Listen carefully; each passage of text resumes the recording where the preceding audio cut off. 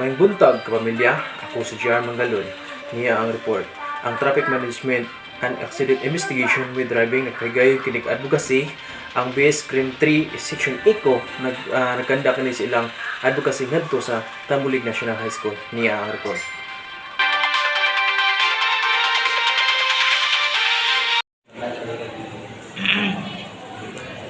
Hingi bigay panita.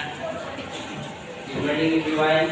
We are students from DLCC Luminag, and we are here to make an advocacy about flagrant manners of disregarding traffic laws and unruly behavior of pedestrians and drivers. And first of all, let us introduce ourselves. I am EC Ibrada.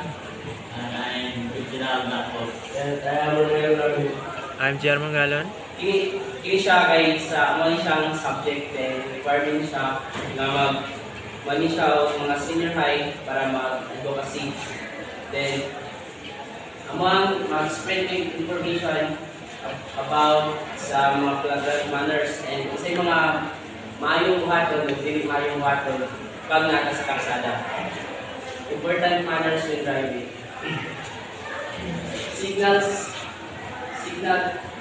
give a warning to other road users that they need to make a maneuver. Diba pag wala na nakasignal, ako may tendency nga mag-cause of accident. Unang, importante yun kayo siya ato ang ma-apply. Then next, proper parking opens the option of quicker parking that significantly reduces city traffic, driving time, and vehicle emissions. Pag naka-proper parking ka, diba, pag naka-proper parking natin sa kalsada ang mga vehicles, hindi siya makasagabal, hindi siya makakos ng traffic.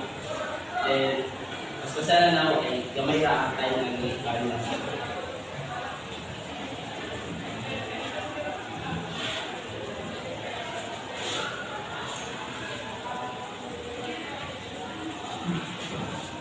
Then next, anti-distracted driving app is in place to keep your eyes on the road, in your hands on the wheel, by prohibiting the use of electronic communication devices when driving, whether your vehicles is in motion or conducting traffic.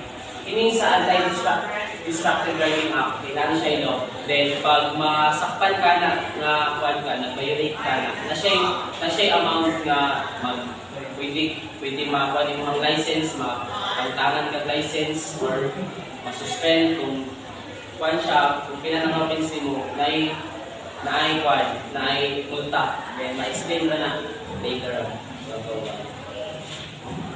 Then, pag nasa sasakyanan, always wear your seatbelt and insist that your passengers do.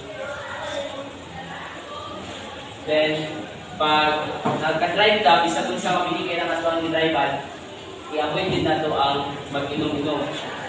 Then, usahay na tendency nga din nato manikayan sa matag na yung mga lakawang na iinom.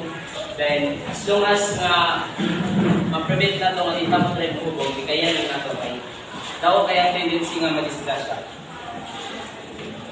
Then, driving a car requires your full attention. Dapat pag isang car or motorcycle, dapat naka-focus ka. Kay pag distracted ka, wala imong attention na mag-focus dira. Na tendency nga madisgrasya ka kay kumbaga, drive ka nga lutang kayo kay distractions such as putting on make-ups, snacking, using your iPad, texting or chatting on a cellphone, interfere and your ability to respond steadily and quickly. Then, mo to siya, related na siya na full attention, then dapat wala kayong mga ipangbuhat pag dapat nakapokus na ka sa pag-drive.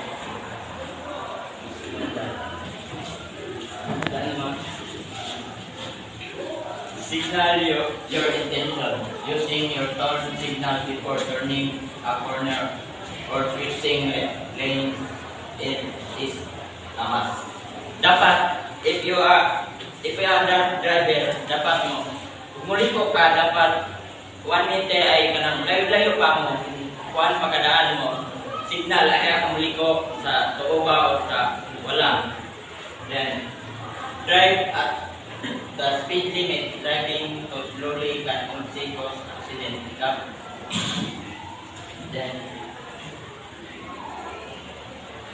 keep some distance between you and the car ahead of you.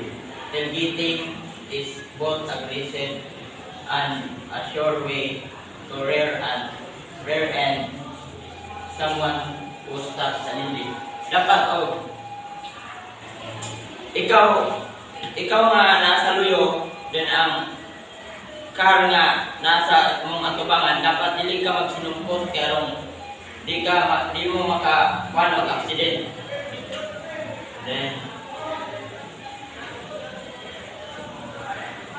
driving doon, mga buhat, dili mo button while drive ka, blocking the passing lane for more than reasonable amount of time. Dapat, pag nasa sa intersection, di ka dapat diya mo block, di ka magmundo diya. Then, speeding up when you're being passed. Dapat, naay mo overtake nimo, dapat dili po ka mo makiklumba niya, dapat mo maghinahinay lang po ka aron maka-overtake siya.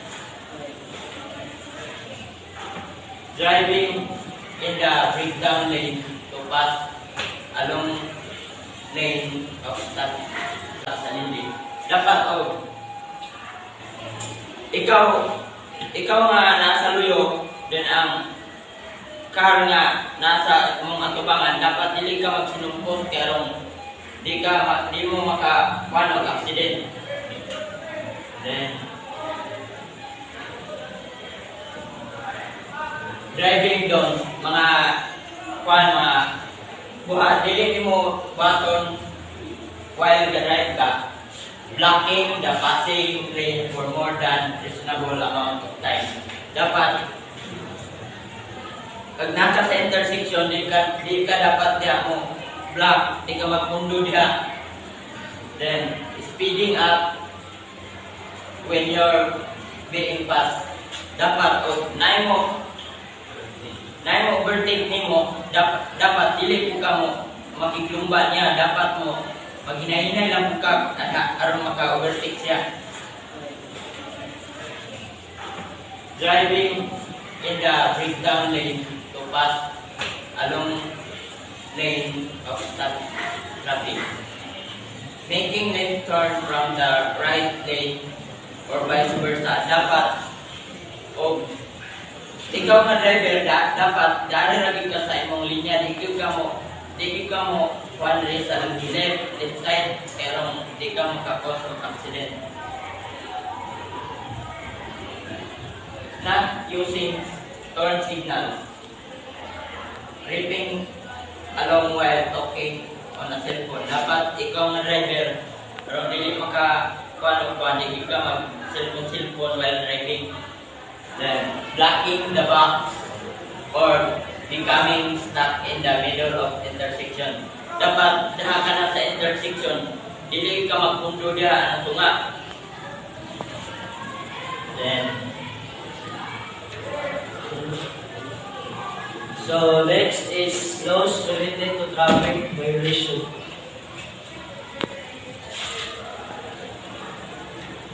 The Public Act 1005 Motorcycle Helmet Act of 2009 is a law that mandates the use of standard protective motorcycle helmets and provides for specific penalties for each violation. So, before sa pagkuha ka lang galing sa motor is naana dito sa manual na naka-mandate yun ang paggamit sa helmet, tapos